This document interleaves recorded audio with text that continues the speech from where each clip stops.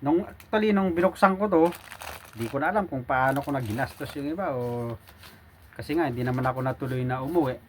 So bilangin natin, ito yung mga, actually hindi lang yung pang plane ticket na nare-receive namin monthly ang nililigay ko, iniipon ko pag may pagkakataon, kasi pag may sobra ako sa food allowance, dito ko rin nilalagay. So bilangin natin, 2, 4, 6, 8, 10, 12, 14. So mayroon tayong 408 KD. So sobra-sobra na ito pambili ng ticket natin, at sana makahanap ako ng medyo mababang ticket, dahil sa pagkakataong ito makapagbakasyon na tayo. Please support my channel, like, share, and subscribe, at pakipindot na rin yung notification bell para updated kayo lagi pag meron akong mga bagong videos. Thank you! Good morning everyone! Isa ka rin bang OFW yung tulad ko?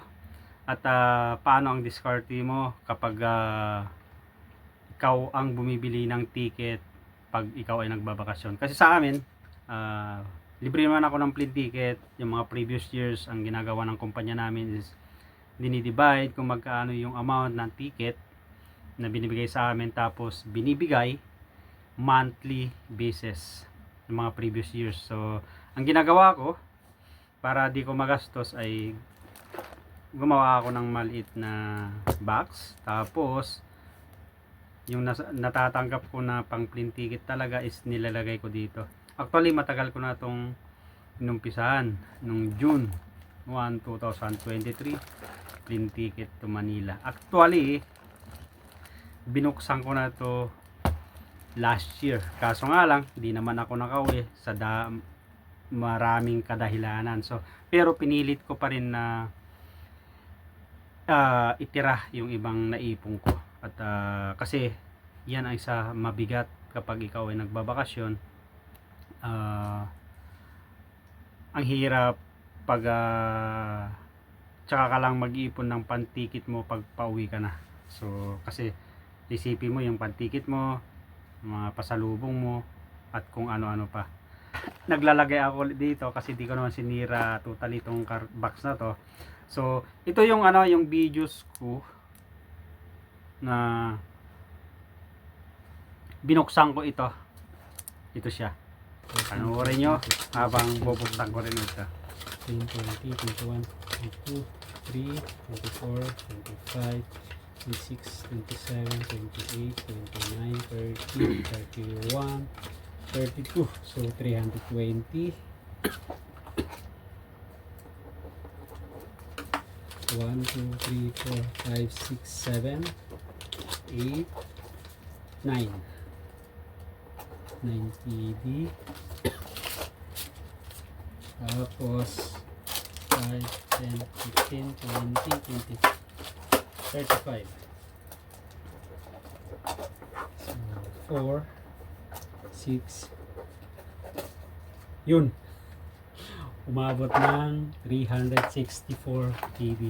Ngayon, sabi ko na lang to para sa pang plane ticket, at least hindi ko na problemahin kung di man ako makauwi next month, kasi yun na yung schedule ko, bakasyon siguro by first quarter 2026. At least di ko na problemahin. So ito nga, ibinalik ko yung iba dito, yung iba nilagay ko dito, at saka yung iba nagastos ko na. Kasi pag hawak mo ang pera, ang bilis. Sa totoo lang. So, yung iba nga, ito yung mga coins. Hindi ko pa naipalit. Nilagay ko ng tig pa 5. Kasi sa totoo lang, napakahirap mag-ipon. So, yan ang ginawa ko, discard ko. Kapag may sobra sa pang food allowance ko, ay dito ko rin nilalagay. So sana sa pagkakataong ito ay makapagbakasyon na rin tayo, dahil inaproba na yung bakasyon ko. So at least makapag-relax din. Ito yung binilang ko pa dati na nilagay ko na tig pa 5. So bilangin natin kung magkaano yung lahat-lahat na ipong ko, at sobra-sobra naman ito pang plane ticket ko.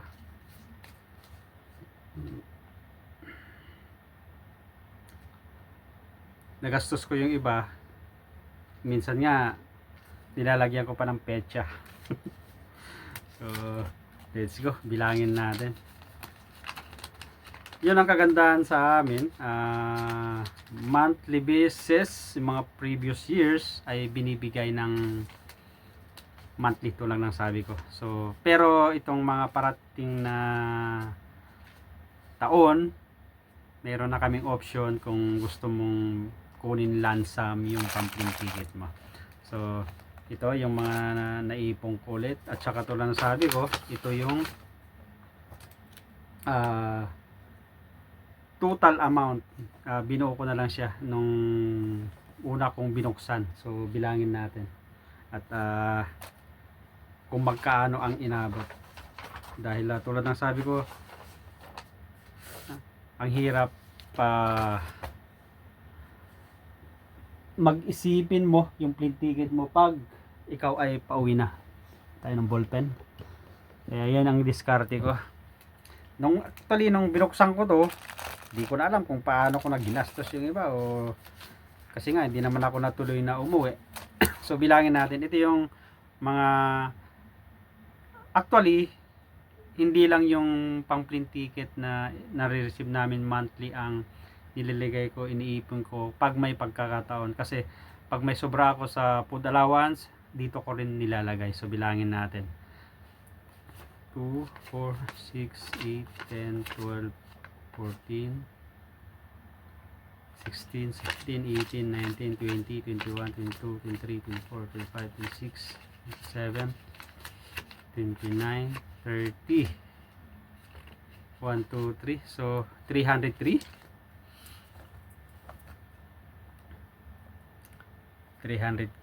KD plus to, ito na yung pagkatapos kong na-open. Tulad sabi ko, naglalagay pa rin ako 10, 20, 25, 30, 35, 40, 45, 50, 55, 60, 65, 70. So 70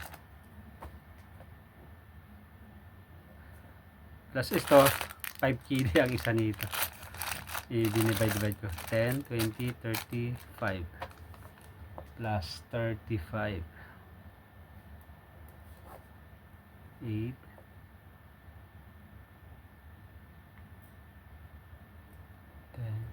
So mayroon tayong 408 KD. So sobra-sobra na ito pambili ng ticket natin, at sana makahanap ako ng medyo mababang ticket, dahil sa pagkakataong ito makapagbakasyon na tayo. Yun lang mga kababayan, mga ka-OFW, paano ba ang diskarte mo kapag ikaw ang bumibili ng sarili mong pan-ticket. So tulad ng sabi ko, kailangan din natin na isipin kung na paano tayo makaluwag-luwag, dahil kung kahit konti-konti lang talaga, kapag ikaw ay nag-ipon, ay malaking bagay na yan pagdating ng araw. Kahit pa konti-konti lang, maglagay tayo ng mag-ipon tayo pan-ticket. Usually ang minimum na nilagay ko dito dati, kasi nga amount 5 to 10 KD, ito siya, dahil ito 5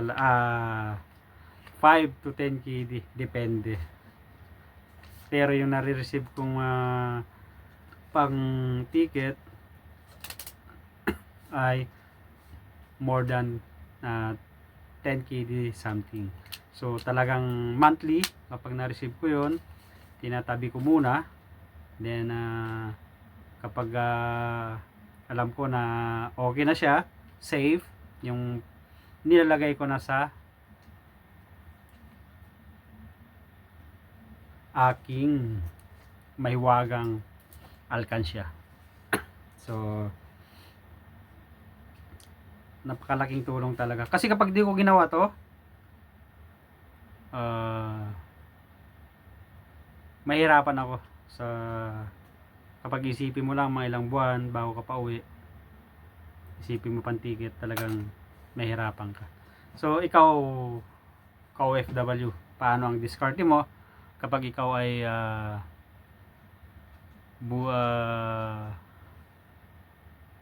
nag-iipon para sa yung plane ticket kapag ikaw ay nagbabakasyon, kung ikaw ang bumibili ng yung sariling ticket. At saka maganda rin to, kahit pa paano, sabi nga, pag may sinuksok may madudukot, at kahit konting alkansya lang, talagang napakalaking bagay yan pagdating ng araw. So